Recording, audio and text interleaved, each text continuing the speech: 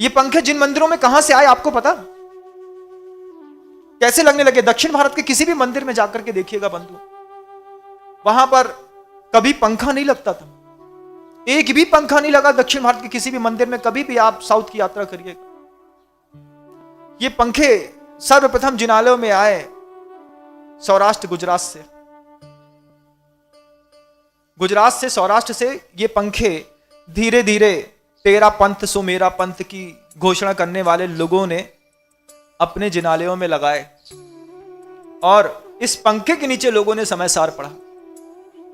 जबकि शुरुआत में ऐसी कोई परिस्थितियां नहीं थी। किसी धर्मशाला में, किसी संत निवास में कभी पंखों का प्रावधान नहीं चलता था। वहां दिखाई देता था अदुख भावितम ज्ञानम छीते दुख सन्निधौ।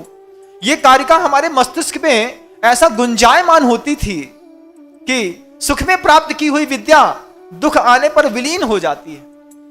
हम इन कारिकाओं के आराधक थे, लेकिन क्योंकि श्वेतांबर संप्रदाय में पंखों की मंदिरों में चलती थी व्यवस्थाएं, दिगंबर जैन शासन में तो यह व्यवस्था ही नहीं थी कि मंदिरों के अंदर पंखा चलता था।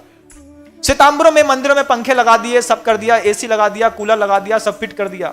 दिगंबर जैन साधन तो साधना का एक अपने आप में उद्घोष करता था। श्रावक साधु तो बहुत आसमान था।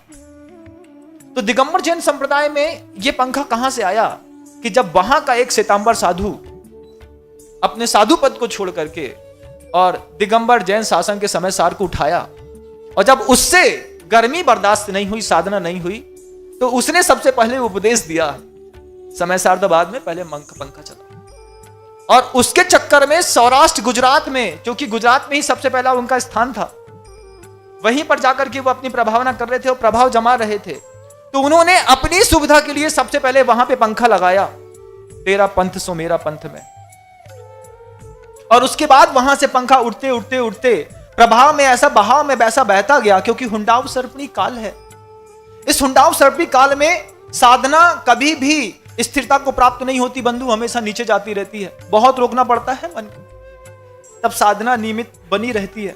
और जैसे थोड़ा थोड़ा बहाव की आग धीरे धीरे, जैसे वो गुजरात की आग यहां तक आके आपके घरों में, मंदिरों में तक घुस गई, ठीक ऐसे ही उस व्यक्ति के चक्कर में पूरे समाज के मंदिरों में पंखे लग गए।